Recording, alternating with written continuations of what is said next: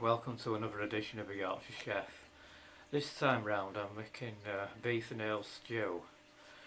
It's a bit different recipe I was going to do because I was looking at some beef in Asda and it were really expensive. It was so expensive for this one, so I've decided to use mince instead. Anyway, my mum used to make some really good stews, so let's have a crack at this one. Here are ingredients. I've got spuds, I've got some salad mix, and some beef mince. I couldn't use ordinary beef; it was so expensive. And I've also got some of this stuff. It's beef in ale sauce basically, and carrots and an onion, so let's get cracking. You do is put your supposed beef in frying pan and you just spread it out like that. And ordinarily you'd use steak for this recipe, but it's so expensive it would just ridiculous. I can't use it, so I'll massage some flour into that. And the recipe says to toss it in flour, but I'm just massaging it in flour. This just gives it a nice texture. So you just gently massage it in like that. Gently give it a rubbing like that.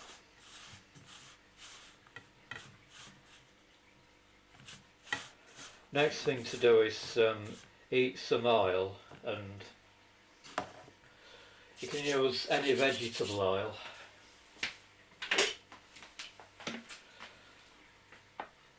Just pour some oil in, so around edges it'll gradually sink in.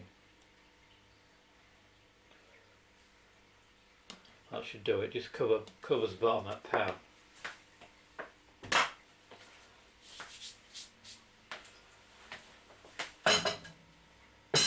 Then next stage is to heat it up on the oven.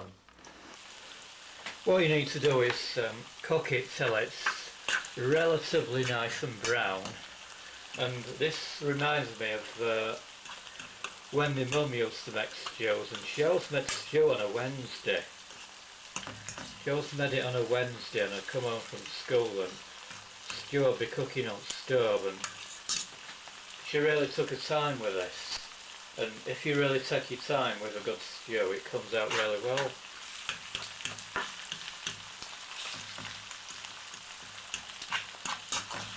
Get it nice and in the middle, get it heated up in the middle.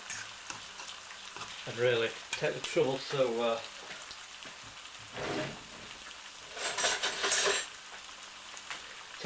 to turn it as well.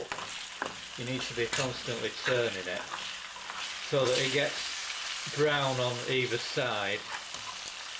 And as I remember, my mum used to make stew with mince because it was cheaper than actual beef.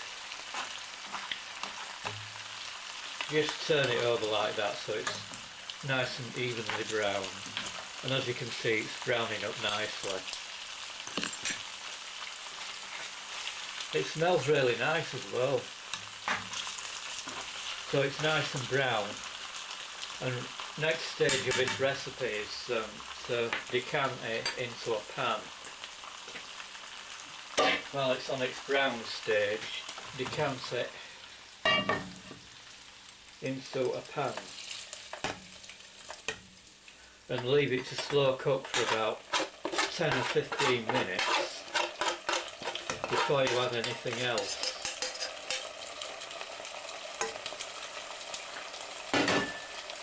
I say slow cook.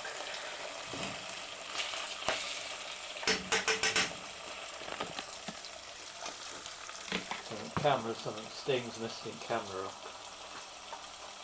To chop your onions, and I'm sure you don't want to see me chopping onions again, so I've done them already. I used to work in a place that prepared vegetables and work in onion room, and thousands of onions, and they all had to be chopped, and my throat were absolutely stinging, so I packed it in after 2 days. What a nightmare.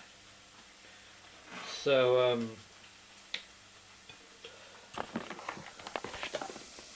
I'll introduce these to stew, onions to stew, and while I'm holding this camera I'll just whirl them round a bit, sticking to the bottom of that pan, so I might need a bit more oil in there. Put carrots in, come resplendent with juice. I couldn't get any raw carrots because I didn't have any in Asda, and that'll cook nice and slowly in there. You've just got to make sure this doesn't boil dry, because it could stick to the bottom of the pan, and it's not very nice when it does that.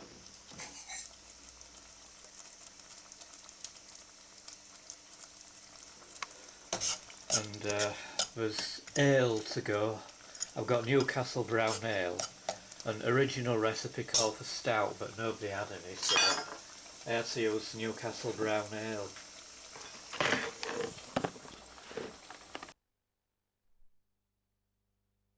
Adding this, after it's cooked for about 10 minutes, is spuds. Put them in, and then we add Newcastle brown ale in.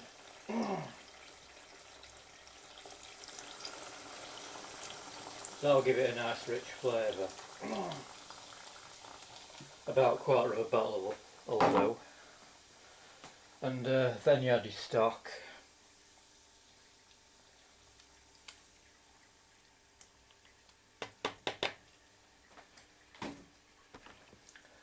And black pepper, not so much. Just a mild sprinkling of black pepper.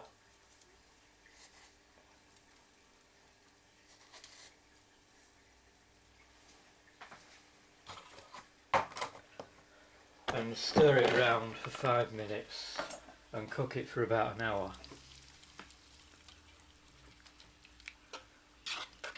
Until all near as damn it, all liquids are used up. Stir it round and slow cook it.